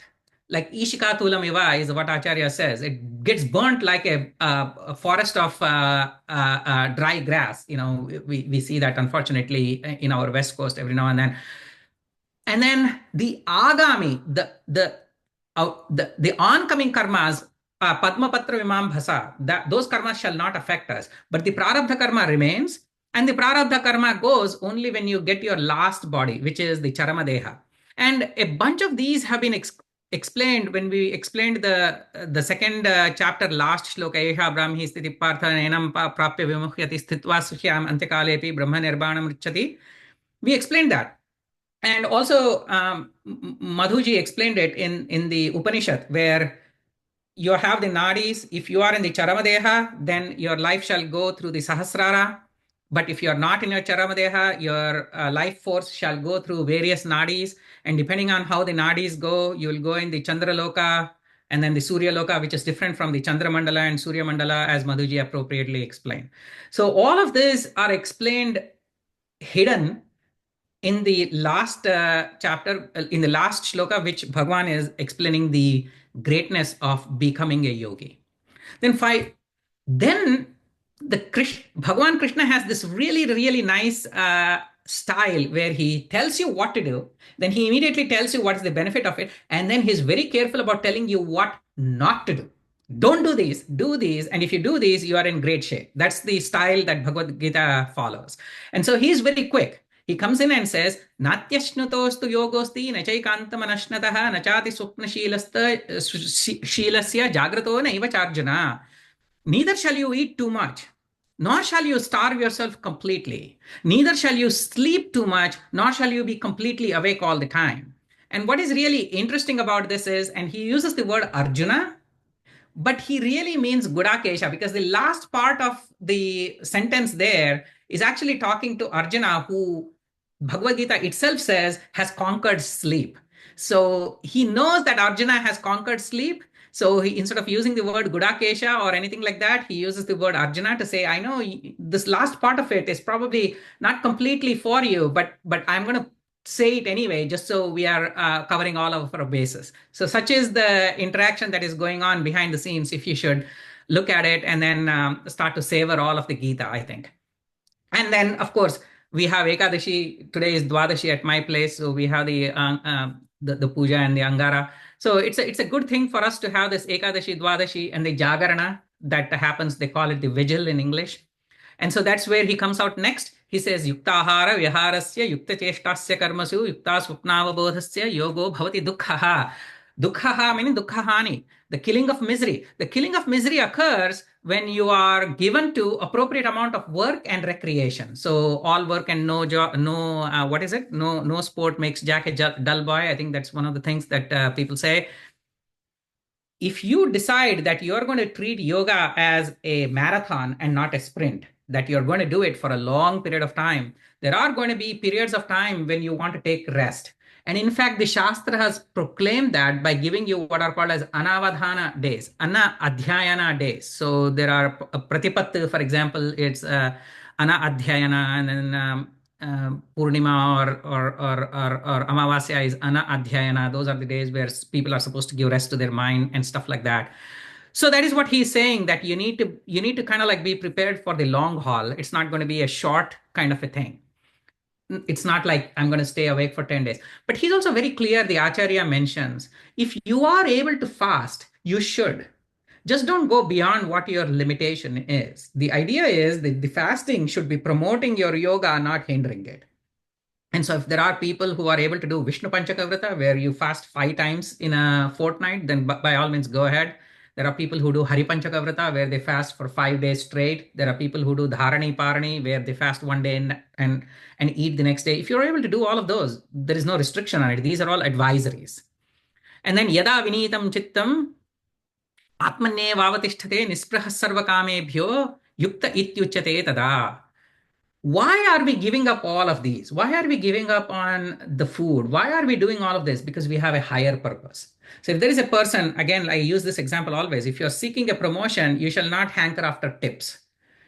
And if you have a very high objective, our high objective is to get to God. If our objective is to get to something spiritual, the material has to become less and it has to become less cluttered. And such is the idea that the Lord is giving. And then finally he says, Yatha dipo nivatastaha ningate sopama smrita yogino yatachittasya yunjato yogamatmanaha. And then in this particular case, he's comparing the soul to a light, which it is because it's self-effulgent, right? It is a jiva. And so it is self-effulgent. That's such a nengate sopamar. So it's a simile. And we are comparing him, a person who is well endowed in protecting his mind is like a lamp who is not disturbed in the wind. And I think Sureshji just gave an example of what did you say? A boat with the sail cut off in the wind. So the wind is always the sort of a thing that comes in and says what is going on. So then we go to the next. And then the Lord then describes Yatra uparamate chittam niruddhain yoga sevaya yatra chaivatmanatmanam pashyanyatmani tushyati. Here is where the Lord is saying, if you do all of the things that we are saying, when the mind is restrained by the yoga, then through the mind, the Lord is going to be seen. And that seeing is going to be described in the next shloka, and it is a pretty nice, it sort of like causes goosebumps about how that description is, because that person is now going to be able to see. And then we come to the main shloka that I want to talk about, which is Sukhamatyantikam yattad buddhigrahya matindriyam vetti yatra na chaivayam sthitas chalati tattvataha. What he's saying is, when you are able to do all of this, you shall find that atyantikam sukham, the big sukha. You shall find that big sukha, sukham atyantikam, atindriyam, which is not gained by the senses. Because see, when we are thinking about sukha, we are thinking we ate something so it's very tasty, or we slept on a nice bed so it was very nice on my back. But what he's saying is the sukha that you are going to get is not through your sense organs; it's through something else. But it is understood and it's experienced by the buddhi. Veti, that person understands. What do you mean by understands? Experiences. The word veti there means experiences. Anubhavati. Veti is equal to anubhavati. Yatra nachaivayam sthitas chalati tatvataha. And a person who is in that state will always want to be in that state, will always want to come back to that state. Atyantikam sukham, not something like where you stand in line, you see the Lord, and then next time somebody says, let's go again, you are also ready to go again in Tirupati, right? With the long lines. Why are you doing that? Because the payout of that darshana is very, very high. And so Raghavendra Swamiji says, Yatra samadho sthitihi buddhigraham anubhavena vedyam. Vedyam means veti. So you are going to be understanding this. It is atindriyam. It's beyond your senses, but it is understood by the mind. And one thing which you have to think about is Madhuji actually pointed out a really nice Katha Upanishad shloka where he says the way the human body is designed is param pashyanti nantaratmanaha, meaning the human body is designed to be looking outside, not inside. And I'm going to show you a couple of animations that describe that. Kaschid dhiraha, only very few people who are very strong and courageous and brave are able to, because you need to be brave to start to analyze your thoughts. You see, because when you sit down and you have nothing to do and you are analyzing your thoughts, the thoughts don't go the way you are thinking you want to go. So lots of people don't even want to do it because you need to be brave to do it. And that's what that Upanishad is explaining. Yanta. And then the same thing, why you are able to see it in your mind is also described by Dhruva in his stuti. Yontah pravishya mama vacham prasuptam sanjeevayati akhila shakti dharasvadhamna, where the Lord looks at Dhruva. Dhruva is looking at the Lord inside, and the Lord then comes in and places himself in front of his mental image, in front of his aproksha image, and then Dhruva opens his eyes, and then the Lord then instructs him. It's kind of like if you have teenagers and they are drawn into their phone and they won't listen to you or won't talk to you, then you need to send them a text. So you need to go through their mind to open their mind and to be able to do it. So those are the kinds of things that the Lord does. One thing which you have to remember as we go through this is the Gita precedes Patanjali Yoga and it also precedes Panini. So there are numerous grammar constructions in the Gita which are not Panini wise. And there are numerous words that Patanjali Yoga uses which are used in the Gita too. But the Patanjali Yoga Gita, Yoga Sutras, Manochitta Vritti Nivrittaha, those and these, even though the words are the same, they kind of like don't gel. So one of the things that I tell myself all the time is, if Raghavendra Swamiji writes something, then that is really, really neat because his Mangalashtaka actually says, Salankaraka Kavya Nataka Kala Kanada Patanjala Trayartha Smriti Jaiminiya. So Raghavendra Swamiji has actually studied the Patanjala Yoga, the Panini Vyakarana, the Kannada Sutras, the Trayi, meaning the Vedas. So when he explains it, it is going to be in a way that is fairly clear and simple for people like us to be able to understand it. And this Anubhava of Aparoksha is also given in Harikathamritsara. I encourage you to look at it. It's a really, really, really nice sloka. But we go to this animation very quickly. This looks like a very trippy slide. But what I'm trying to say here is you have the soul here, and the soul is in numerous conditions that are associated with it. So what I do is I break the soul up, I break that picture up in slices. So what you see here is the soul inside your Ashtadala Kamala. And then inside the Ashtadala Kamala is the Paramachhadika and Jivachhadika. Inside the Paramachhadika, Jivachhadika is the Linga Deha. And inside the Linga Deha is basically the soul itself that is staying here, where you see the Rajasika, Satvika, Tamasa soul that we have been talking about. So this is our soul with Aniruddha Deha and Linga Deha and the Sthula Deha. Sthula Deha now has a manas, the mind. The mind has 5 components to it, like what Madhuji has been saying, Ahankara, Manasu, Buddhi, Chitta, Chetana.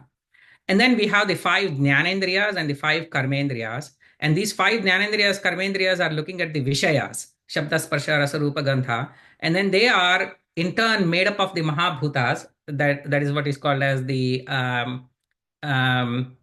earth, water, fire, space.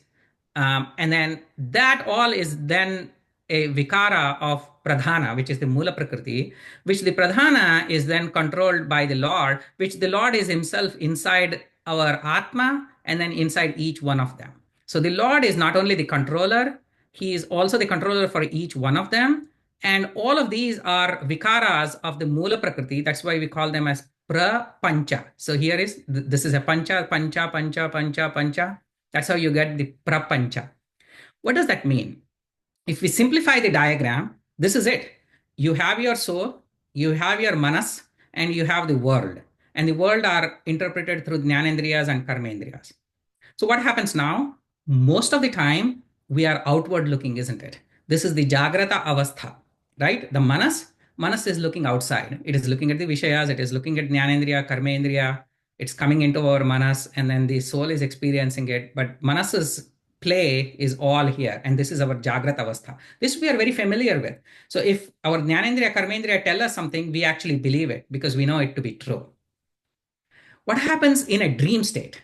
In a dream state, this guy is completely out, isn't it? Because the Jnanendriya, Karmendriyas are not functional.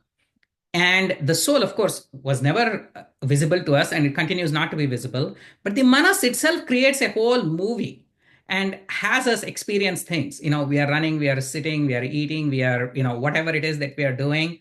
And the manas is playing a movie for us. And we also kind of sort of know that it's not true, but we also kind of know that it is there and stuff like that. So this is the Swapna Avastha. What happens in the Nidra Avastha is all of it is completely out. Even the manas is out. Jnanendriya, Karmendriya, and Vishayas, they're all completely out. But we don't have any experience of it because we experience through the manas, but the manas is silent. And so this is the one which is very, very close to the moksha sthiti. Unfortunately, we are not able to see it, which is the reason why they call Nidra as the closest state to moksha, but we don't have experience of it.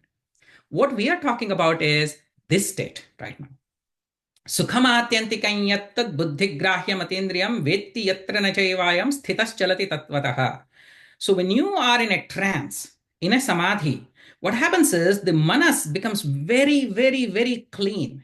And it also becomes very, very, very less cluttered because the signal that is coming from your soul is very, very, very light. So you need to be extremely still and uncluttered and unnoisy to be able to see this signal. But what the rishis are telling us is this signal is just as real as this other signal that would have come to your manas.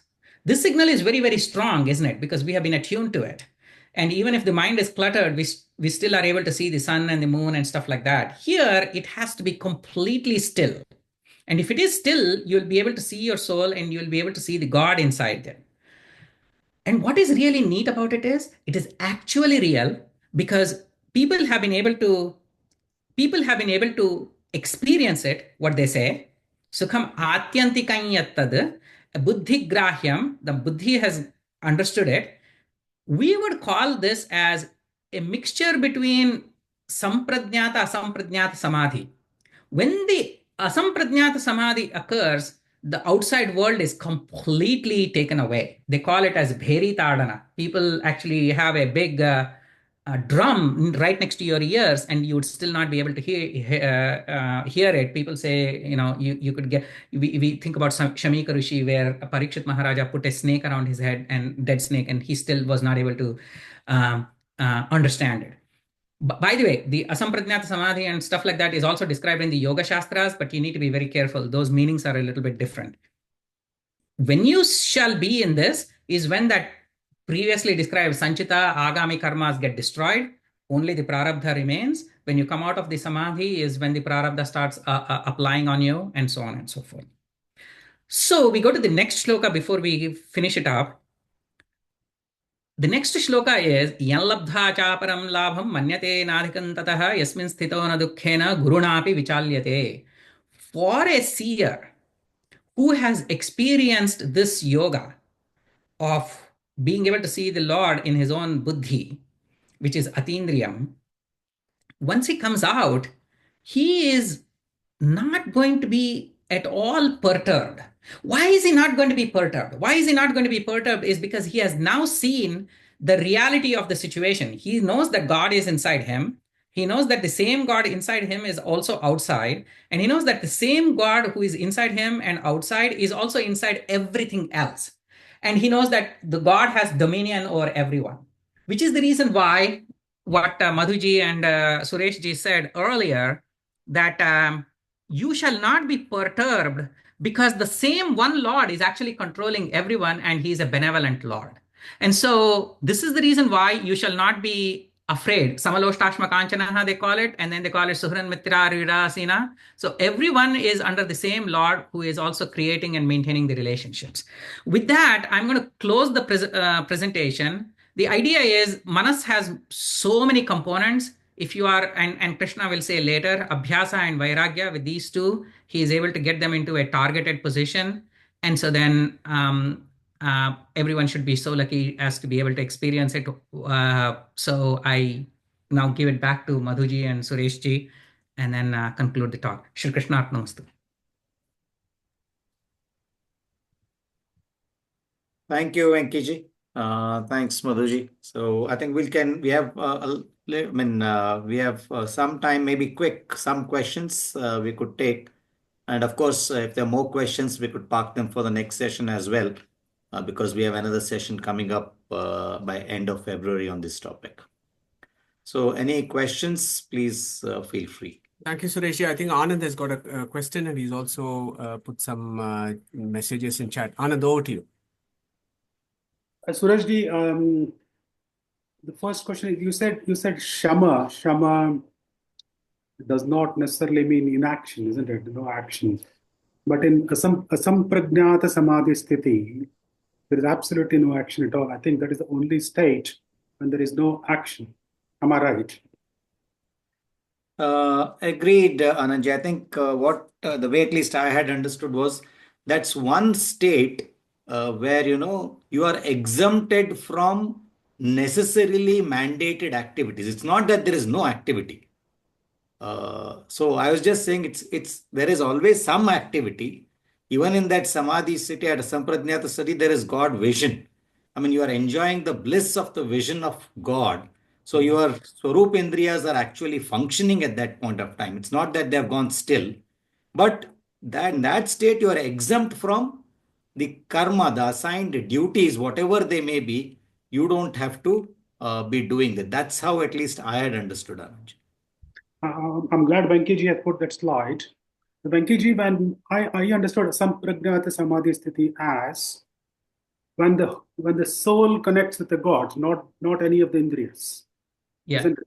So all those jada indriyas like ahankara, manas, buddhi, chitta, they are not working, isn't it? It is the soul's swarupa indriyas. They are in touch. Am I right? Yeah. So I was under the same impression as you. So I was under the impression that if you are in asampragnata samadhi, there is no chance for the manas, ahankara, buddhi, chitta, chetana. There is no role or work for them. But the problem is when you think about this kind of pictures that we are putting up, nothing about this is very simple or intuitive, isn't it? That's the reason why you have to actually go to somebody who has actually written it, who has actually experienced, because me and Sureshji and Madhuji and even Neetaji, we had a lot of fun yesterday playing around with how this manas is put together. You could go crazy for a long time, but Sri Jaitirtha Muni and Sri Raghavendra Swamiji, Sri Jaitirtha Muni has very clearly said that in the asamprajnata samadhi as well, the manas is actually, so you're actually going, you're intermediating through the manas only to be able to get it. And the reason why is because if it was not manas and it was only swarupa, one thing which you have to think about is the swarupa should have seen only your bimba swarupa. How can they then see Vishnu rupa or Kurma rupa or some other rupa? Why are they seeing the other rupas? Because they should have seen only your rupa. And so that's why they say, when you see your Bimba Rupa, in the Bimba Rupa, so for example, if you're seeing a Bimba Rupa, in the eye of the Bimba Rupa, you might be seeing, as you're going, right, if they're all fractals, in your Bimba Rupa, you are going to be seeing the Aikya of another Rupa of the Lord.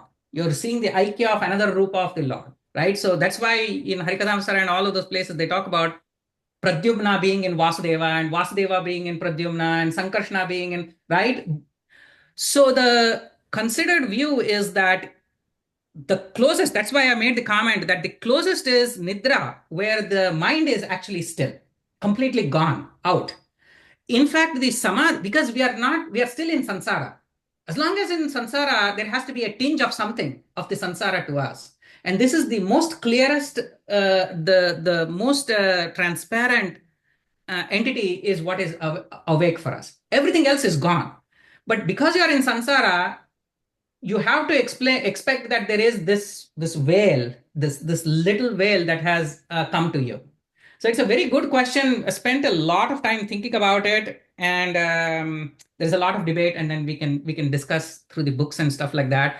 But this is not something which I have any direct experience. So somebody says something else, I'm going to say yes to it, but since it has been written in the book, I have to go with it because none of this is simple or intuitive right now. Anand, just to add on to Venki's exposition on that. So, when we are still in samsara, we are still in the material world. We are not shed our linga sharira. So we have not shed our linga sharira. It is still there at this point of time where this conversation around this manas being absolutely clear and transparent is there. So then the question there is, the next level question is, but this mind is material. It may be perfectly clean and clear. Okay. You may be in this samadhi state but this mind is still material. Okay, whereas our Upanishads has very clearly said that Paramatma Antaryamin is non-material. Okay, so then the question is, how can this material mind see somebody who is non-material? Okay, how is that possible? Yeah. So when we are in liberation and we are in Vaikunta, then that is fine. Non-material Indriya is seeing the non-material Paramatma. The equation is fine, no confusion. But here, how is it happening? So how our Tattvavada has resolved that question is invoke the Achintya Adbhuta Shakti of Paramatma in that equation and say, look, the Achintya Adbhuta Paramatma, Kartum, Akartum, Anyata Kartum, Samartaha, he can do whatever thing that he wishes. So it is at that point that grace and Achintya Adbhuta Shakti needs to be evoked so that even a material mind, clean material mind, can have a vision of Paramatma in the aparoksha jnana state. But in the liberation state, the linga sharira is gone, all the material indriyas are gone, and that situation is much more easier for us to comprehend. So this is exactly what happened to Dhruva, right? And TSR has told us so many times in his teachings that this is what has happened to Dhruva, that this Achintya Adbhuta Shakti, that he was able to see that, and hopefully we will be able to see that. So thank you, Venkiji, for that excellent intro. Thank you very much. Also, just a comment, Venkiji. The step-by-step instructions as to how to engage in yoga, it approximates so closely with stabilizing the 5 koshas of this body, isn't it? Whether it's Annamaya kosha or Pranamaya kosha, Manomaya kosha, Vijnanamaya kosha, Anandamaya kosha. So these steps go very well with these koshas, starting from Annamaya kosha to Pranamaya kosha and Anandamaya kosha, isn't it? So those instructions are so good. Yeah, in fact, I think the one instruction that I really loved about it is that Shucho Deshe Pratisthapya Sthiramasanam.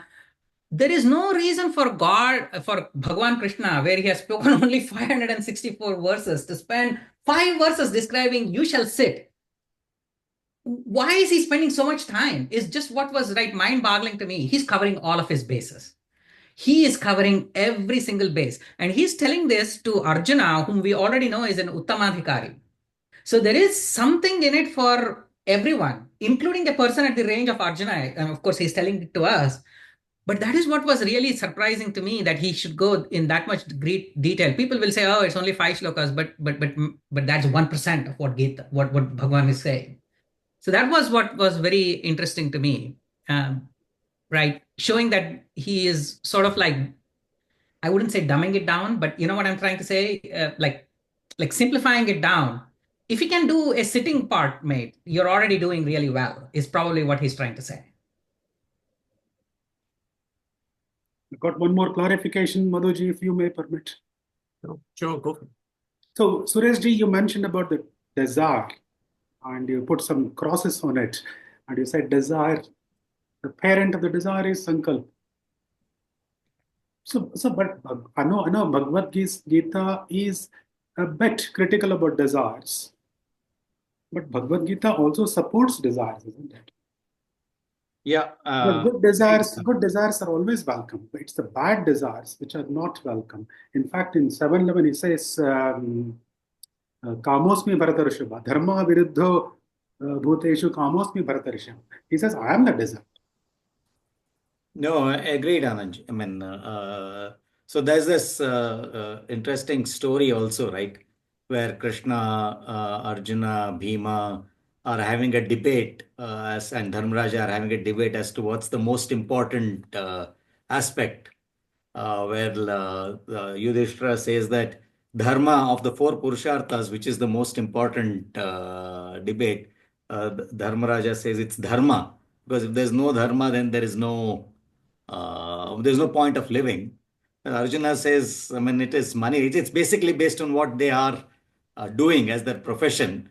Arjuna was the finance minister for in that cabinet. So he says, oh, that's all fine, very good to hear. But if you don't have money, artha becomes the most important thing.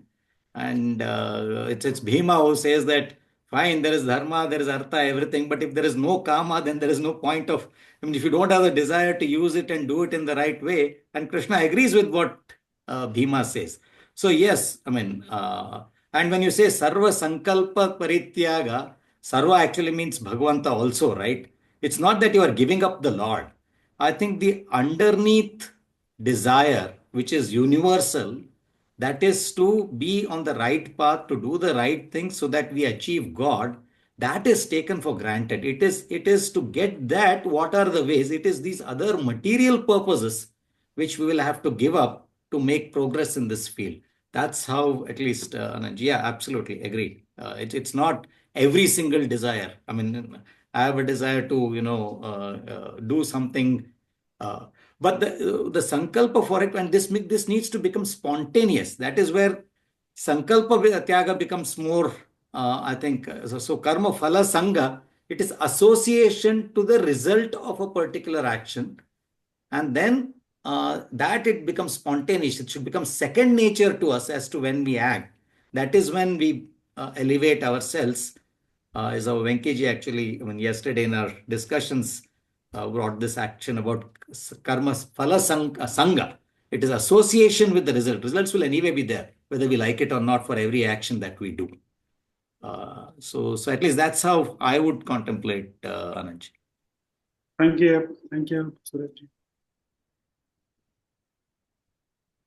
Fantastic. So, if there are no further questions or comments, Sureshji, would you like to close today's session? Yeah, reciting Om. And before that, huge thank you for all of us here who have devoted 2 hours. I don't know how this 2 hours just disappeared. We just ran through. So hopefully over the last 2 hours, we have all picked up some key concepts and ideas with regards to what the Samyama Yoga is. So I'm really looking forward to part B for the more nitty-gritties of all this. So thanks again, Sureshji, for taking us through this. Venkiji for a wonderful session. And look forward to the next session again. So Sureshji, over to you. You want to recite Om and then close today's session. Yes, thank you, Madhujan, and thanks to you as well, right? Not just otherwise to be taking a session in this session as well. So thank you. Thanks to everyone. Thanks. My thanks as well for Sureshji for the invite and for Madhuji for all the comments. It really, really worked out. Thank you. And thanks to everyone over here. We'll close the session by Om, as Madhuji had just said. Okay.